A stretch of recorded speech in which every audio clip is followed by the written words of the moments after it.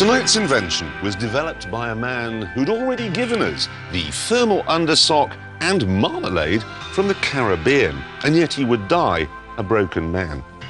It was exploited by the Nazis, and yet it would help Britain win the war. It brought women out of the kitchen, it made us fat, and without it, I simply wouldn't have a job.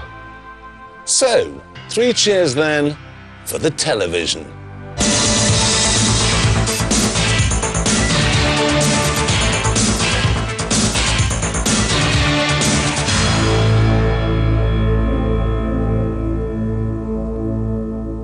We humans are bright, restless, and endlessly curious, which is fine. But being clever means that we get bored easily. A dog, for instance, is perfectly happy to spend all day sniffing bottoms, whereas I've usually had enough after 1 or 2. Maybe that's why, then, we devote so much time and energy to thinking up new and exciting ways of amusing ourselves. Before television, entertainment was, how can I put this, a little patchy. Having said that, though, a good hanging would get the sort of audience BBC4 can only dream about. For news, people mainly relied on word of mouth and idle gossip at the pub, a bit like EastEnders. And people would go to the theatre for unadulterated melodrama that preferably ended in a fight. A bit like Soldier Soldier.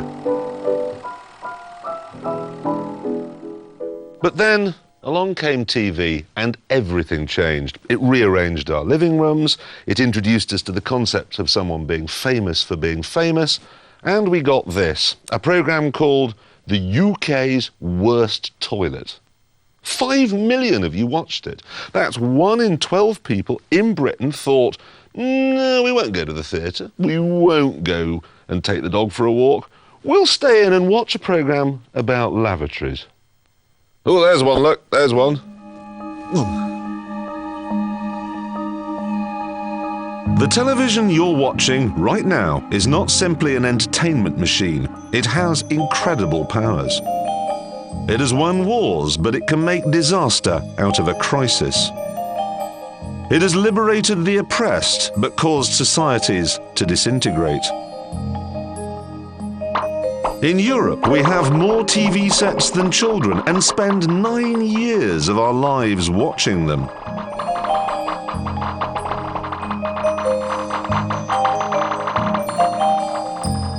The small screen dominates our existence. And that's remarkable for a device that was brought to us by the Scottish inventor of the pneumatic boot and a 14-year-old Mormon from Utah. But before them, it was Italian Guglielmo Marconi who started the ball rolling.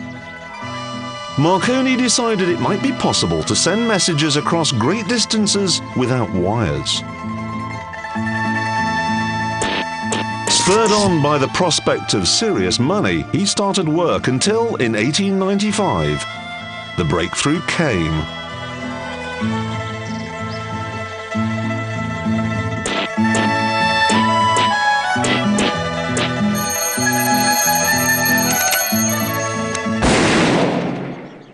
A gunshot confirmed the successful transmission, and the world of wireless telecommunications was born. Marconi's invention was an instant success in shipping, not least when an SOS from the Titanic saved the lives of 703 people. The National Broadcasting Company presents a special bulletin. And it didn't stop there. Once it was discovered how to transmit actual speech, the wireless era began in earnest. Radio was a revolution in entertainment, bringing the pub and the theatre and the hangings into your living room. Scientists and the popular press began to speculate about what the next step might be. They figured that if radio waves could go through the air and into people's houses, then why not pictures? They even began to think about what such a thing might be called. Radioscope, radiovision, teleramophone, telephonoscope. It was actually a Russian who came up with the idea of combining the Greek word for long way away with the Latin word for to see. And there we are, television. Now all someone had to do is make one. At least 52 people contributed parts and ideas to the television. All over the world, people were developing bits without knowing how they could be used. A Scotsman called Campbell Swinton actually drew a complete design for an electronic TV, but he didn't think it could be done and chucked it in the bin. Then there was the German Paul Nitkoff, who one Christmas Eve designed a disc that could scan images, as you do, if you have no friends.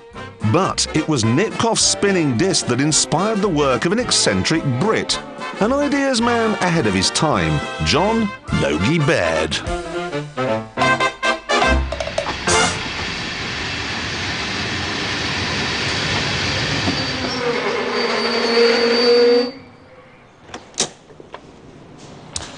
Like most inventors, actually, John Logie Baird was Scottish.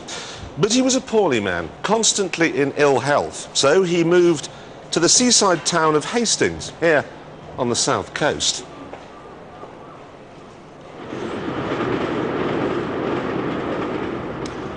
Baird wrote in his diary, coughing, choking and spluttering and so thin as to be almost transparent.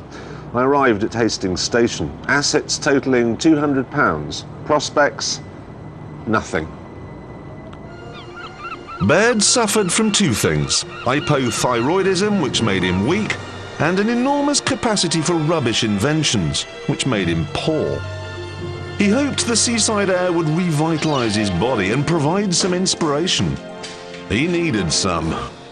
In his 20s, he tried to create diamonds by heating graphite. To get enough power, he tapped into the mains and blew up Glasgow's entire power supply.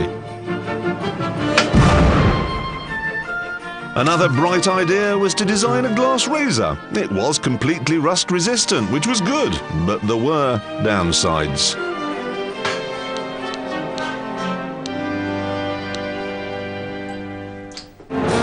Next, inspired by pneumatic tyres, he had a go at pneumatic shoes. Baird's prototype contained semi-inflated balloons, which burst. Baird then came up with a thermal undersock, and remarkably this was a modest success. But Baird by this time was ill, and his doctor advised a change of climate.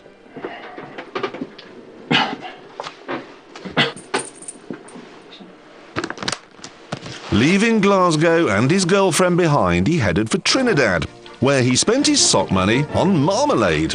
His plan was to bottle it, export it, make his fortune and marry his girl.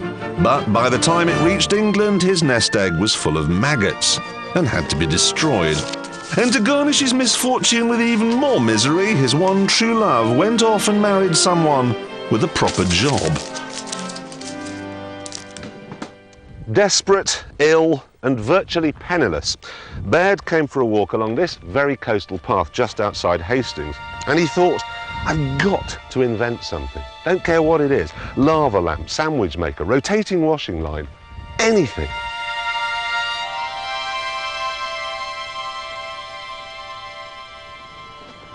After a while, he thought, wouldn't it be good if instead of just hearing the person on the radio, you could see them as well? And that fascinates me, because it's like me walking along and thinking, wouldn't it be good to invent a time machine? Yes, it would. I could go back and win loads of money on the horses, but I have no idea what I might need. A Baird, on the other hand, being this mad kind of inspirational tinkerer, scuttled back into town and went shopping.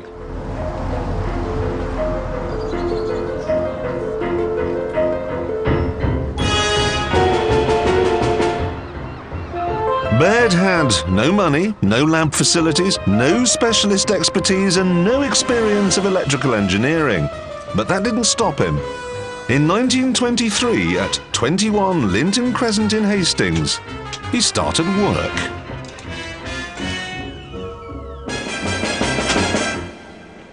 When you see what he collected, it gives you an insight into the magnificently lateral mind of the inventor.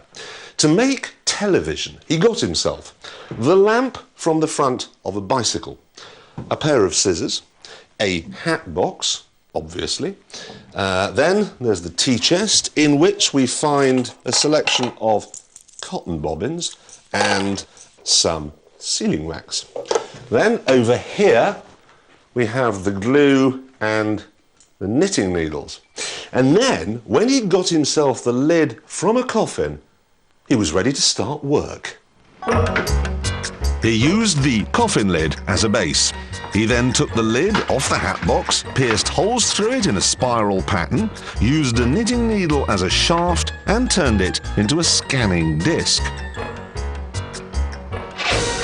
This converted the object in front of it into a series of lines. The lines of light were then converted into an electrical signal, which could then be transmitted to a light bulb, which shone through a reverse scanning disc, which reconstructed the original picture. Understand that? No, well, nor do I. But it worked. In 1923, Baird managed to transmit the image of a cross. Not exactly the UK's worst toilet, but we're on our way. And Baird was delighted. Unfortunately, however, he wasn't the only one working on the big idea. Over in America, there was a Mormon boy from Idaho called Philo T. Farnsworth.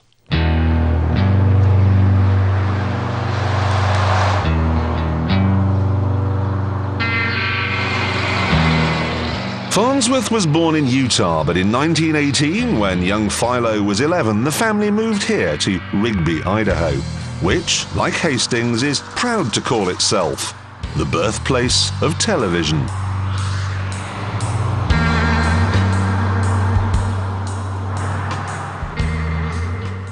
The family really couldn't afford any books, so he did not have a lot of education. But when they arrived at the ranch in Rigby that had this Delco power plant, he found in the attic of the bungalow ranch a treasure trove of scientific journals and magazines. And it's here that he probably really began to learn about television for the first time. He was probably sitting up one night flipping through an issue of Science and Invention magazine when he came across a story about pictures that could fly through the air. And this was a story that really captivated his imagination. I was trying to find out who is this? Anyone we know?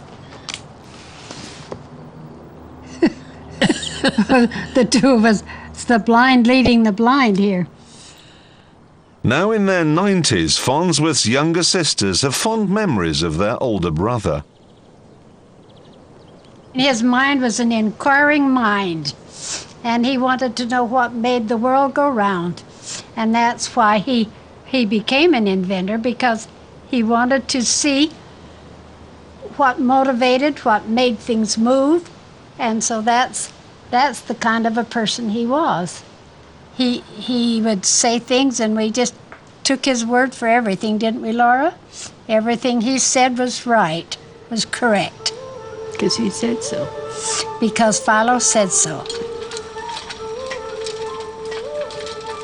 In 1921, 2 years before John Logie Baird had his moment of inspiration on the clifftop near Hastings, Farnsworth had a similar epiphany while working in a field.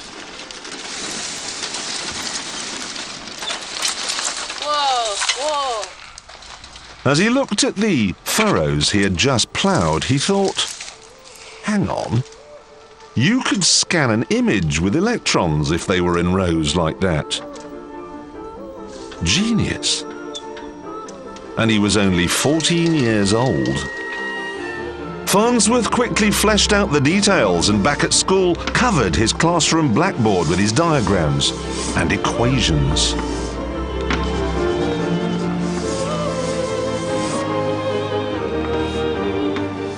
And the teacher comes into the room at the end of the day and sees this wild array of diagrams and formulas that he's written on the board, and he says, "What does this have to do with chemistry?"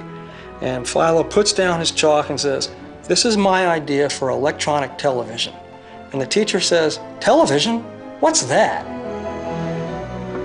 What the boy genius drew was the first electronic camera tube. Completely electronic television. There were no spinning discs, no coffin lids, no knitting needles. But of the two systems, only one could survive. And since Baird had actually produced and transmitted an image, he was ahead. Things were looking good for the father of the thermal sock.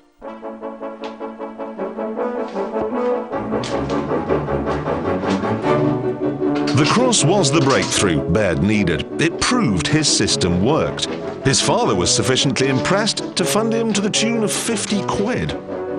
But Baird needed more than just money, and set about attracting some outside interest in his invention. So he advertised in the Times. Seeing by Wireless, inventor of apparatus, wishes to hear from someone who will assist, not financially, in making a working model.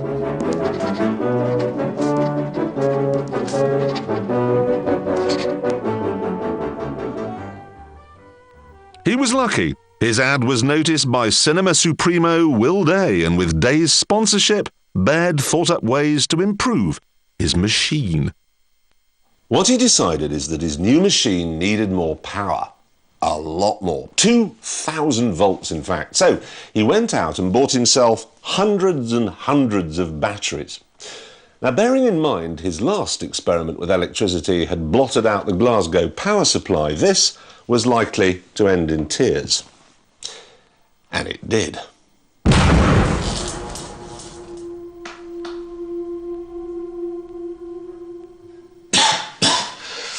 Baird's landlord wasn't at all impressed by the electrocution and quickly evicted the singed Scot. He had no money and things looked bleak. But luckily his sponsors stuck with him and found him a little attic flat here at 22 Frith Street in the middle of London's Soho.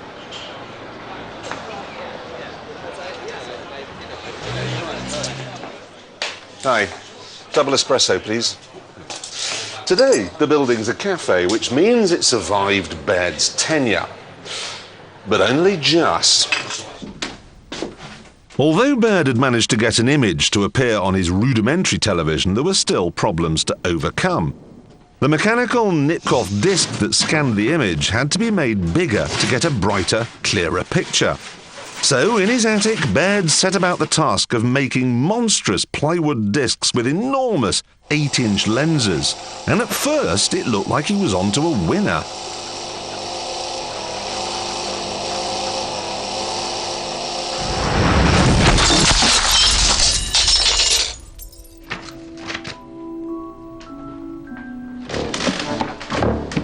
Not one to give up, Baird had the bright idea of studying the best lens he could find, the human eye.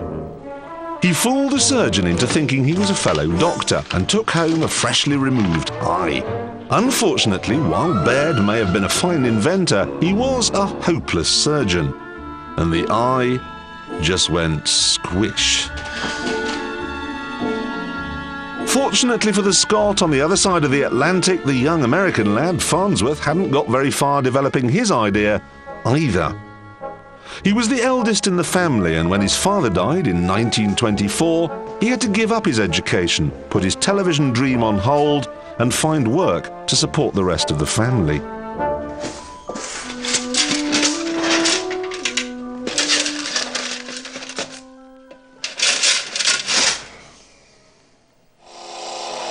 While Farnsworth faltered, Baird was preparing to trial the latest version of his television.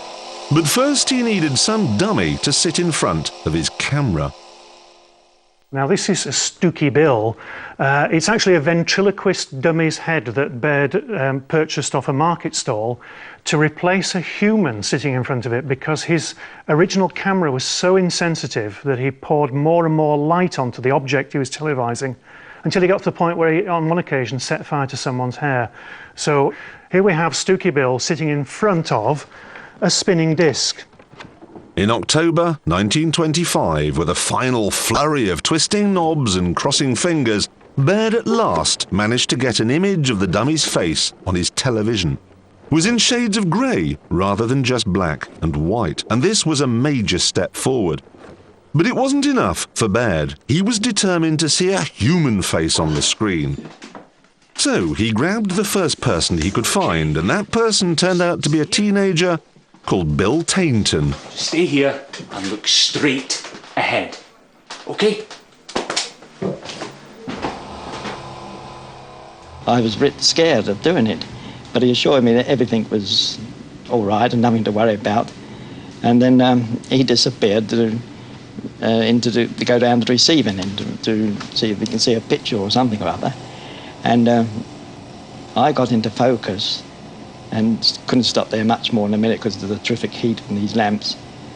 And I pulled away. You've moved a wee bit. You're out of focus. You've got to keep very, very still. With that, he put his hand in his pocket and pressed £0.50 in my hand. So that was the first television fee, £0.50? That, you can say, was the first television fee in the world. He should have got a better agent. So I was pleased with £0.50. Actually, I did all what Mr. Baird asked me to do. When he got back to the receiver, he shouted out, "Can you just stick your tongue out for me, please?" Couldn't make out what he's really up to. So I poked my tongue out, and I thought it was rude at the time, mind you. Nice work. I can see him.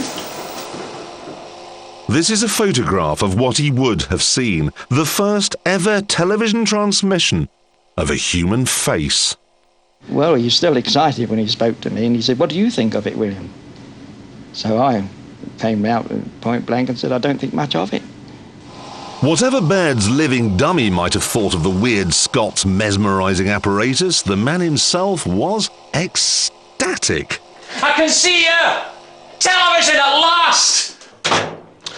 Keen to show off his amazing invention as quickly as possible, Baird invited selected members of the Royal Institution round to his flat. And so on January the 26th, 1926, the great and the good, dressed in full evening dress, trudged up this dingy staircase to see what all the fuss was about.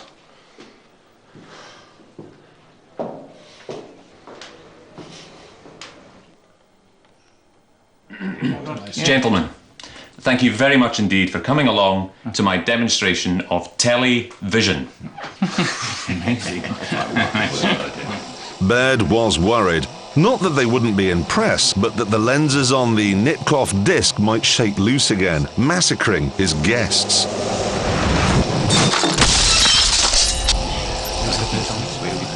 All that happened, though, was that one man got his beard caught.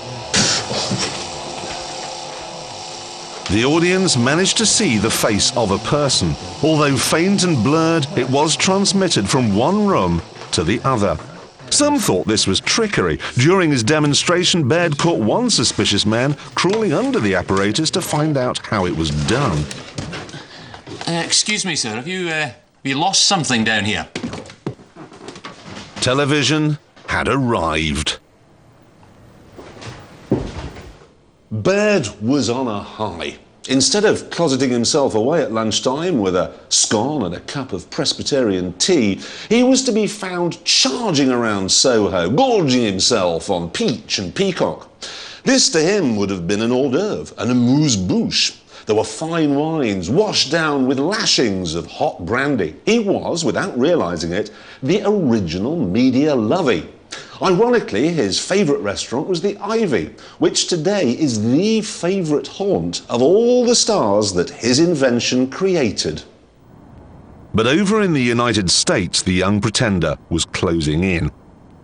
While Baird gorged his way through London's West End, an altogether more sober Farnsworth had settled down in San Francisco.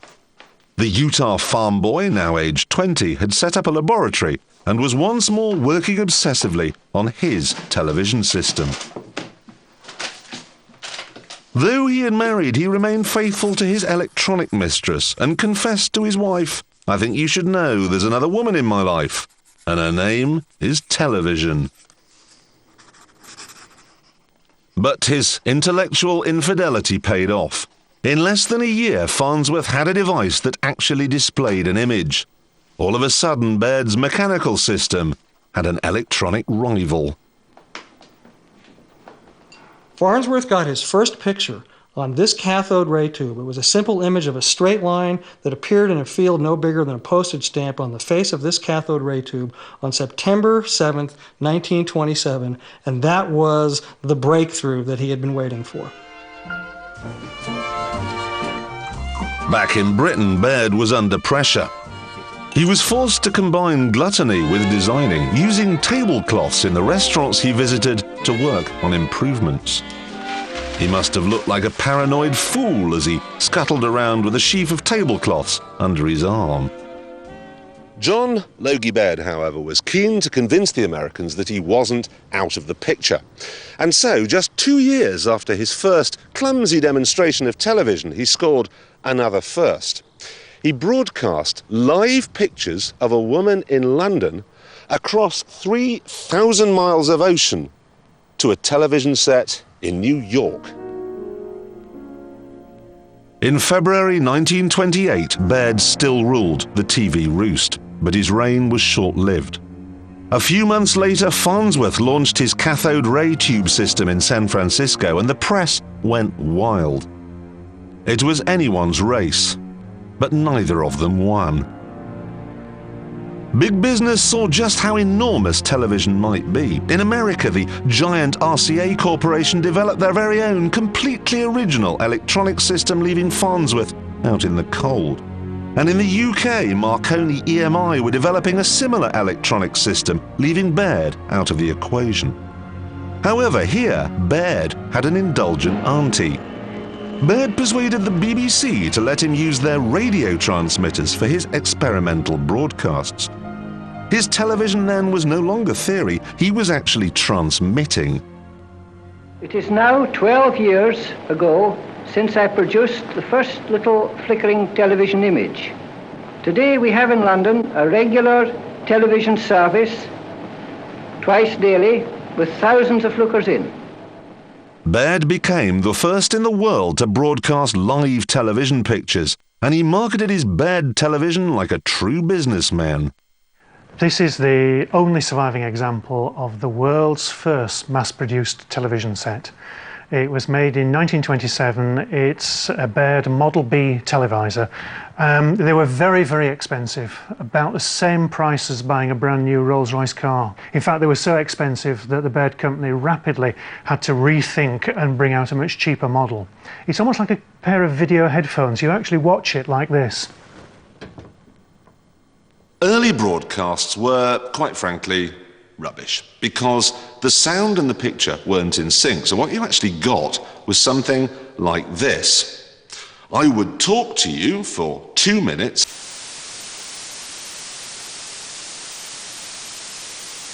and then the screen would go black, and then you'd hear what I just said. Didn't matter, though. People were amazed. Ah. So you've missed your train? Yes. I got to the station and there it was, just pulling out. The first play ever broadcast was The Man with a Flower in His Mouth. There were 3 characters. All you could see was their head and shoulders, and then they would slide in and out of a fixed studio chair when the checkered board came across. And you had to look really, really hard to see the picture. A dozen, more or less. I'd have caught it. The early 30-line television pictures from about 1929 onwards were very small, only about half the size of a postcard. They were dim, and because you were using a neon lamp, they weren't black and white, they were orange and black. Like most people, Ray Herbert, who was 12 at the time, couldn't afford to buy a Baird televisor. So he bought a kit of parts and built one for himself and his parents. And you had to crouch down as the person operating the system so that you could just see the bottom bit of the picture, making the adjustments as necessary, enabling your parents to look over your shoulder and see the picture itself. Well, it was a great occasion when I got my first picture in November. And I summoned my father in, who thought I should be in bed at 11 o'clock instead of fiddling about with with television equipment. And I said to him, there you are, that's television. And he said, oh, you sure? You sure it's not a pattern of the wallpaper? And I said, no, it's a television picture. While the BBC were busying themselves broadcasting plays about men with foliage in their mouths, there was another broadcaster with a much clearer agenda. Heil Hitler! The Nazis were quick to realise the potential of television and became the world's first public service broadcaster. And to make sure everyone got the message, Nazi TV helpfully installed the hugely expensive sets in community centres. With the uplifting material, it was like daytime television now, only with Kilroy replaced by Hitler. The Nazis were the first, but by no means the last, to try and use the television as a tool to manipulate the masses. Back in Blighty, where there were masses just longing to be manipulated, the BBC finally decided it was time to get serious. The trouble was there were two systems, Baird's and Marconi's, and as is the way with the Beeb, they went for both. Here at Alexandra Palace in London, they built two studios. To my right, one for the bantamweight Baird with his mechanical system, and to my left, one for the heavyweight corporation, Marconi EMI, with its Farnsworth-style electronic system. And they took it in turns to broadcast. 1 week Baird, 1 week Marconi EMI. And then, after 6 months, whoever offered the best service would win the airwaves of Britain. So, on November the 2nd, 1936, BBC Television was born. They even wrote a special song to celebrate the new arrival. Conjured up in sound and sight by the magic rays of light. Now, with such gems as the UK's worst toilets, you could be forgiven for thinking that modern TV has gone down the pan. But trust me on this, it hasn't. It used to be much, much worse. You all right? Yes, I'm quite well, thank you. The 1930s was not TV's golden era. I have not come here to be made a laughingstock. Now repeat, please. This is a carving by the young English sculptor Henry Moore. I imagine that you could find your way alone in the dark. Yes, I can. But even if tap dancing and people in fezzes were your bag and you decided to buy a TV, it wasn't easy. So the poor old viewer went into a big department store like Selfridges and said, I want to buy a television set. And the sales assistant would say, certainly, do you want an EMI system or do you want to buy a Baird system? And if you made the wrong choice, 6 months down the line, you were left with a worthless piece of junk. Nonetheless, the competition was underway, with an early lead for Marconi EMI, whose picture quality was generally considered superior. And then, disaster. As Baird struggled to match Marconi's quality, his labs in the Crystal Palace were burnt down. The derelict shambles resembles nothing on earth, least of all the old Crystal Palace. Baird's TV system and his dreams went up in smoke. The fire was the end for Baird. And the BBC never even bothered waiting for the end of the competition. They simply handed the airwaves to Marconi EMI. Baird was devastated, as of course were all the people who'd wasted such a vast amount of money buying one of his television sets. Now, cameras, please. Here are the instructions. We're using all three of you in this scene. But people who'd bought the Marconi EMI system didn't fare well either. Because no sooner had the BBC started to develop their new thing, it was brought to a grinding halt by the start of the Second World War.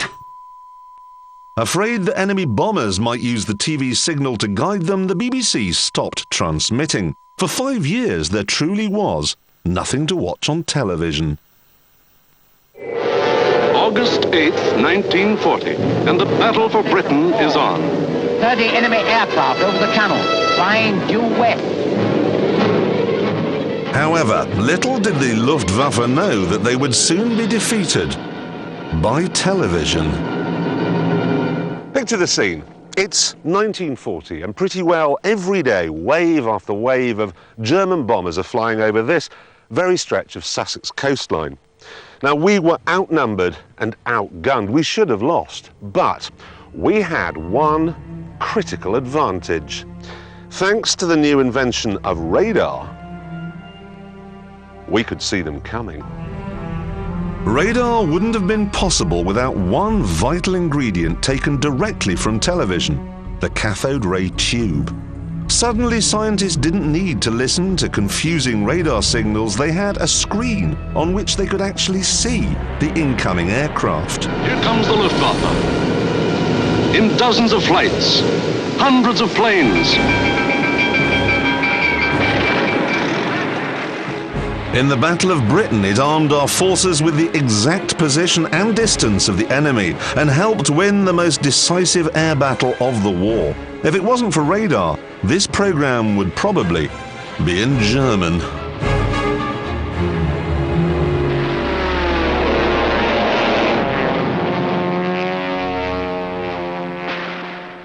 So, in 1940, television didn't change the world. It did something much more important. It stopped the world being changed.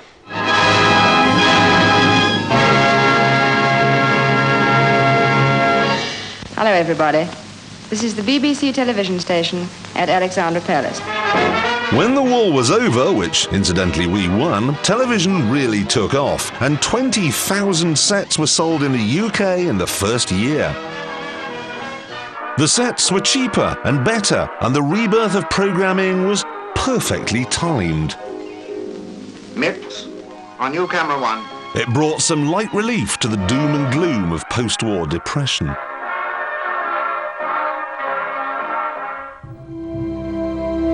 But while television was back and booming, the same couldn't be said of its inventors.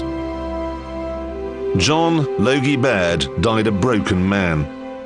For 23 years, he'd nursed his invention, bringing the world the first television pictures, the first TV presenter, even the first transatlantic broadcast. But Baird's system was fatally flawed. Mechanical TV was never going to change the world. In America, Farnsworth watched helpless as the mega corporation RCA claimed his invention as their own, broadcasting to the masses and getting all the glory. Deeply embittered, he gave up on television and turned his brilliant mind to nuclear fusion, until drinking got the better of him. He didn't know when to stop. An overactive mind that never slept. He'd have at night sometimes he'd have to have something to put him to sleep. He started taking a glass of wine, and then he'd have 1 or 2 glasses later on. It's not a thing that we especially are proud of to say, but the thing that took him in the end was alcohol.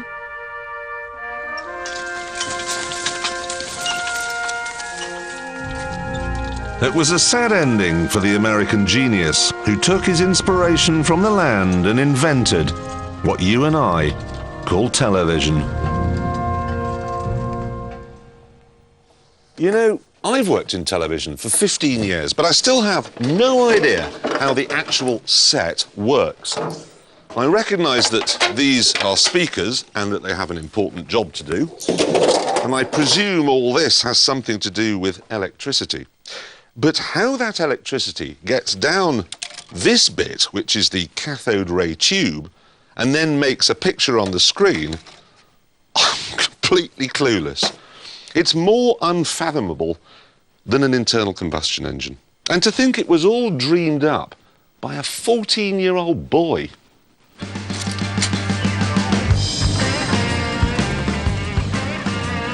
Farnsworth died sad and disillusioned. He was buried in this graveyard in Provo, Utah. But his spirit lives on, and these bikers from Salt Lake City who all work in television are named after the man who invented it. They're called Philo's Angels. We're very interested in Philo T. Farnsworth because as the inventor of TV, he created a business and whole industry that we're all involved in. We all love it. We have a great time working on it. It's fantastic. And if it wasn't for Philo T. Farnsworth, I'd probably still be a bartender. Television changed the world for most people because they got to see things they never would have seen before, like London, England, Paris, France, countries like Italy, and many different inventions that we would have never heard about for years. Rest in peace. I think without question, Philo deserves the inventor's title for television. Here's an Idaho farm boy, you know, who put things together in his head and on a chalkboard with no real laboratory or formal training. And he did it months, if not years ahead of what everybody else did. Yeah, he deserves it, I think. Thank you, Philo. Appreciate you.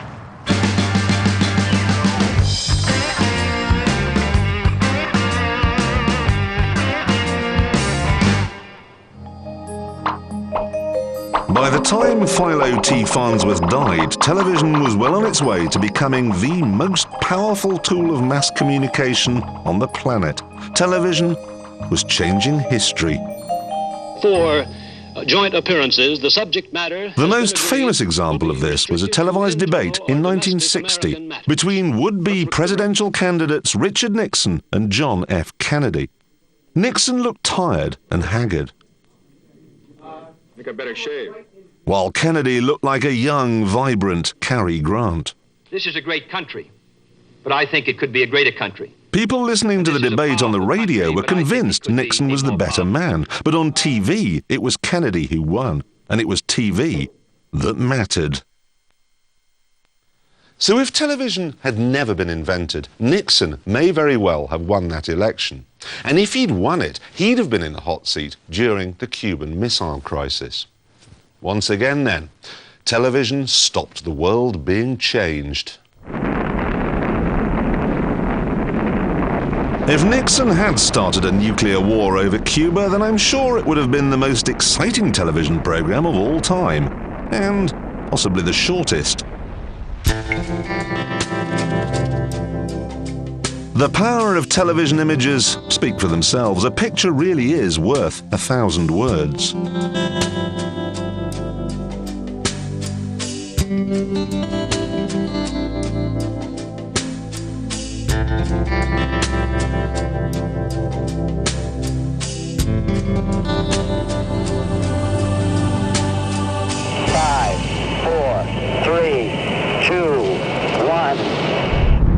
Imagine if the moon landing had never been televised. No one would ever have believed that Armstrong had taken that giant leap for mankind. Great shadow. Contact light. It's one small step for man, one giant leap for mankind. I'm standing on top of the Berlin Wall, which for years has been the most potent symbol of the division of Europe. And there can be few better illustrations of the changes which are sweeping across this continent than the party which is taking place here on top of it tonight. And television doesn't just record events, it can change them. If it weren't for television, the Berlin Wall may never have fallen. That collapse of the Berlin Wall came about because people in East Berlin could watch West German television. It was in their language, it was all about them, and although they were never allowed to go there, they could see what life was like on the other side of the wall, and they wanted to be part of it. And it created an enormous strength of feeling on the part of East Germans that they shouldn't be treated differently. They shouldn't live one life, while people are exactly the same, a few hundred yards away, lived another life. And television created the pressure, it showed them when to move, and it showed them what had happened. And it really was a moment in which television impacted on every part of the process. Television has had some really powerful moments, but I don't think anything matches the impact of what happened and what was seen and broadcast from New York City on September the 11th, when the Twin Towers of the World Trade Center were destroyed, and seen being destroyed on live TV by tens, hundreds of millions, as far as I know, of people around the world.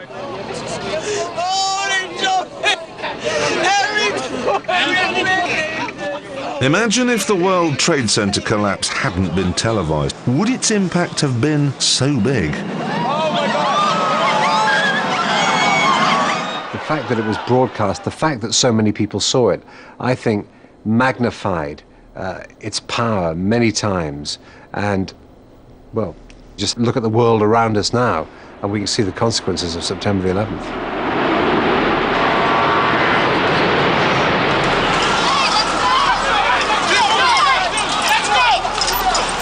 A huge catastrophic event like that would of course had impact had it not been on TV. But I wonder whether or not the attack would even have been launched without the knowledge that it would have been broadcast around the world on television. I can hear you, the rest of the world hears you, and the people who knocked these buildings down will hear all of us soon.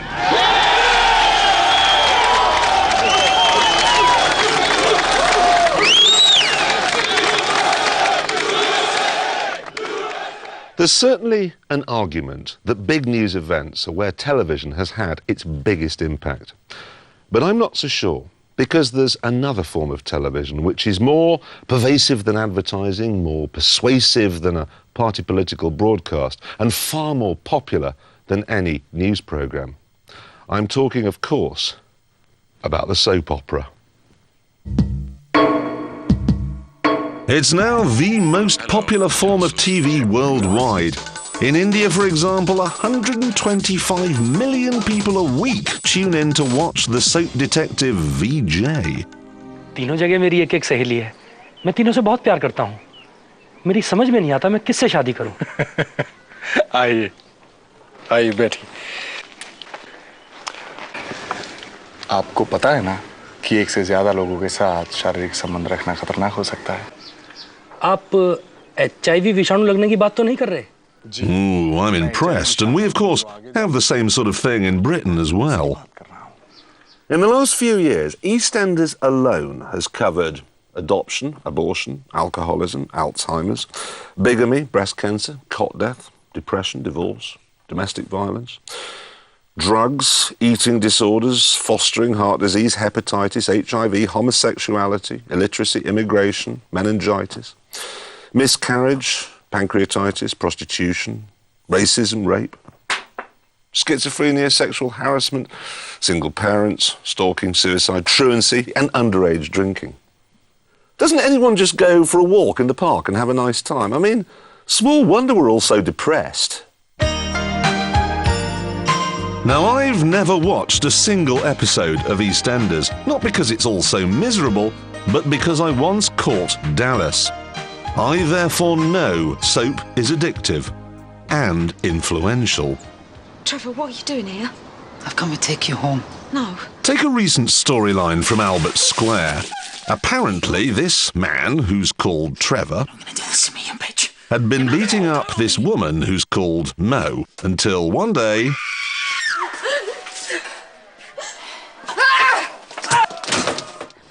What we weren't prepared for, even then, was the volume of the calls that came in and the letters that followed them, not just to us, also to the actors concerned.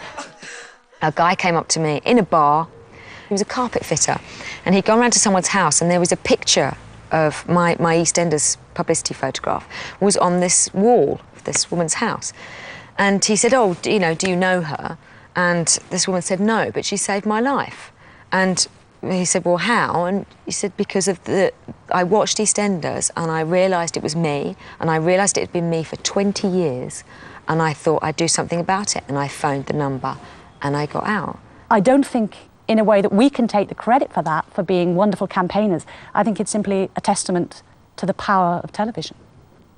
There is no doubt that television is influential, but I've always been deeply sceptical that it's to blame for all the ills in society.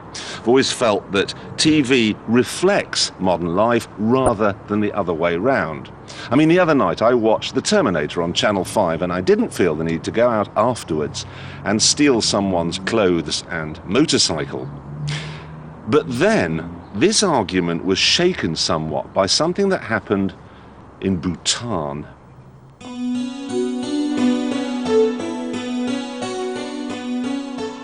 The ancient Himalayan kingdom of Bhutan was built as an isolated retreat where monks could practice their Buddhist faith and where a night out meant a round of archery and a good knees up.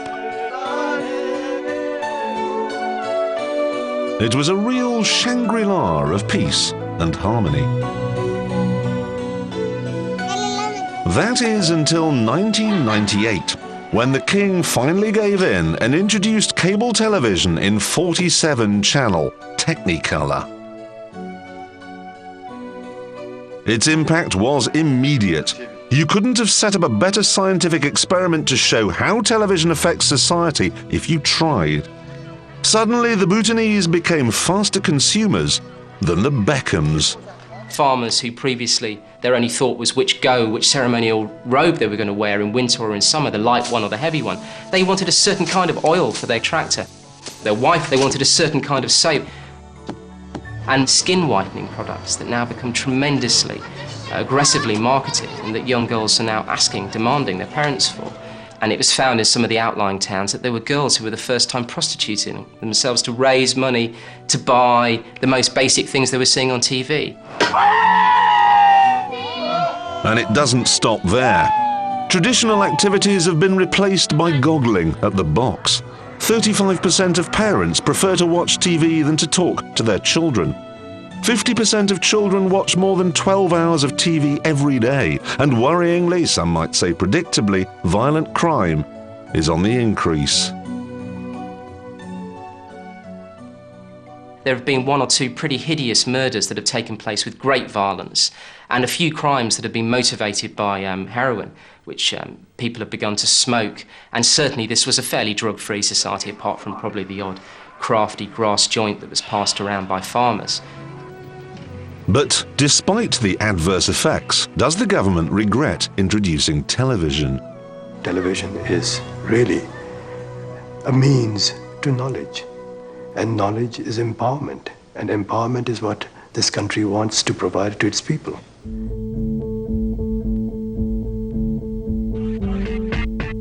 Enlightenment, however, is not the only thing that TV can bring to the people. There's also obesity.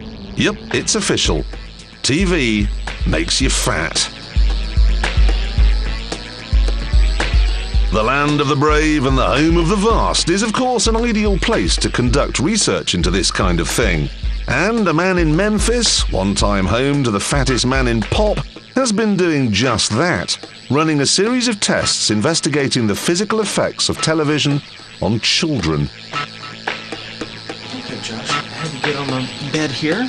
I'm going to put this helmet on you.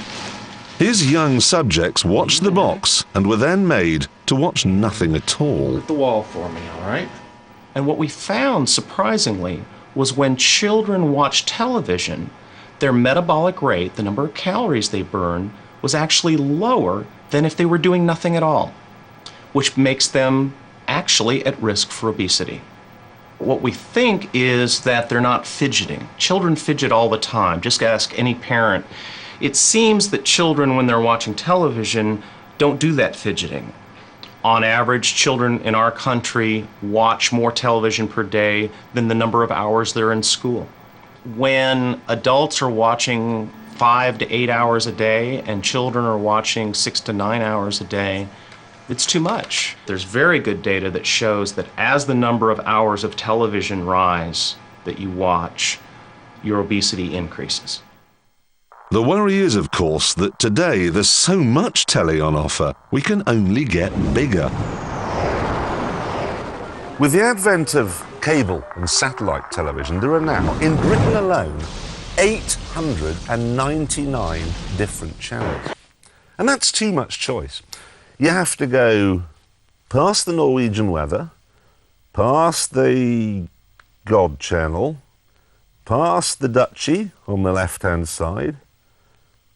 It's like wading through an oyster. There's yard after yard of phlegm. But it is worth it, because occasionally you find the pearl. Well, this is it!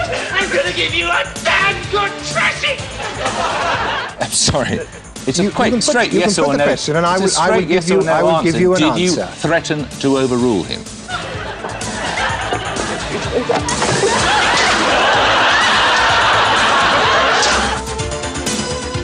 With respect, that is not answering the question of whether you threatened to overrule him. Or could not Did you threaten to overrule him, Mr. Howard? I've got nice legs in there. With respect, you haven't answered the question of whether you threatened to overrule him. No, hold. We'll leave that aspect there. But now, because of the speed of technological change, television as we know it is on the way out. Pretty soon, this is going to become obsolete. The television set is going to merge with the computer screen so that you'll be able to watch programs and graze the internet and play games all at the same time. And what's more, you'll be able to access a bank of every single program that's ever been made. So, your video recorder will be obsolete too. In fact, it already is, because we've already got televisions that remember to record your favourite programmes and then play them back to you whenever you want, without the adverts, which I should imagine will have a fairly dramatic effect on the advertising industry. And don't worry about finding the time to watch all this stuff, because obviously you'll have a television in your car. Look, there you go. And it's me, of all people. And because screens will become so small, we've already got them down to this size, you'll be able to have one in your sunglasses. Look at that. There's actually a screen there, so you'll be able to watch Kilroy on the beach. Wonder how he got so brown. And one in your telephone.